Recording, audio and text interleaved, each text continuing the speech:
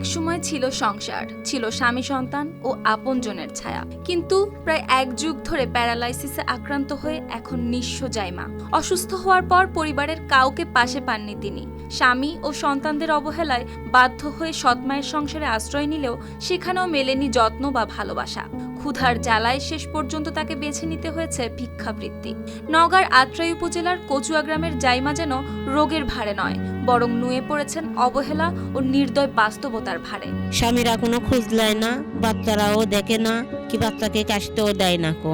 বাপের সেই সমর্থন নাই, বাপও বয়স হয়ে গেছে, খাটতে পারে না। অনেক কষ্ট করে গ্রামের একটা মেম্বারের হাত পা ধরে গুত্তি গ্রামের একটা ঘর লিছি, সেই ঘরে নিয়ে এসে ওকে আমি আঁকিছি বা আমি দেখাশোনা যতটুক পারি এতটুক ভাবে আমি করতেছি। অসুস্থ হওয়ার পর থেকেই জাইমার জীবনে নেমে আসে অন্ধকার। প্যারালাইসিসে আক্রান্ত হয়ে চলাফেরা প্রায় বন্ধ হয়ে গেলে পরিবারের কেউ নেয়নি তার দায়িত্ব। স্বামী ও সন্তানদের কেউই দেখতে আসে না তাকে, নেয় না কোনো খোঁজ। একসময় যে পরিবার ছিল তার সবচেয়ে বড় শক্তি, আজ সেই পরিবারই তাকে ফেলে গেছে একলা করে।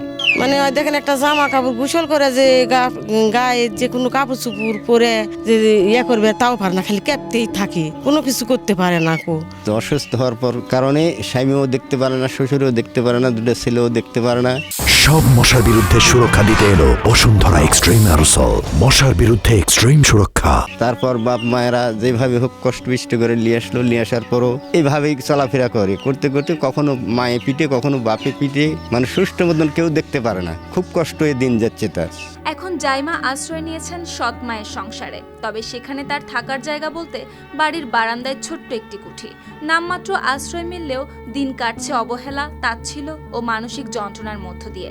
10,000 টাকা মহারণা যৌতুক দিয়ে বিয়ে দেওয়া হয়েছিল, টাকা দিতে কষ্ট হয়েছিল, মেয়ের পিঠ অনেক জ্বালা যন্ত্রণা করেছে। করার পরে কষ্টের ফলে দুটা বাচ্চা হয়েছে, দুটা বাচ্চা হওয়ার পর নিয়ে এসে মেয়ের পিঠ করে আত্রাইটেশনে পুরা রড দিয়ে হাত পাও সেক দিয়ে আত্রাইটেশনে ফালাই দিয়ে গেছে। আমি সৎ মাও, আমি তুলে নিয়ে এসে যাবজ্জীবন করে চালাচ্ছি।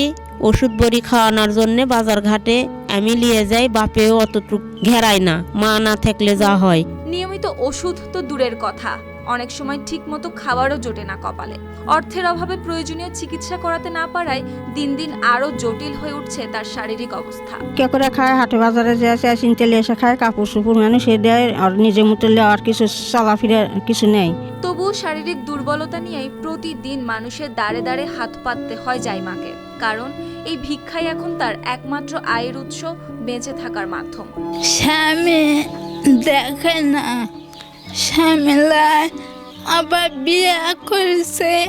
প্যারালাইসিসে আক্রান্ত জাইমার পাশে দাঁড়ানো এখন সময়ের দাবি, এমনটি মনে করছেন স্থানীয়রা। তাদের মতে সামান্য সহানুভূতি ও মানবিক সহায়তাই পারে তার জীবনে ন্যূনতম নিরাপত্তা ও বেঁচে থাকার নিশ্চয়তা ফিরিয়ে দিতে।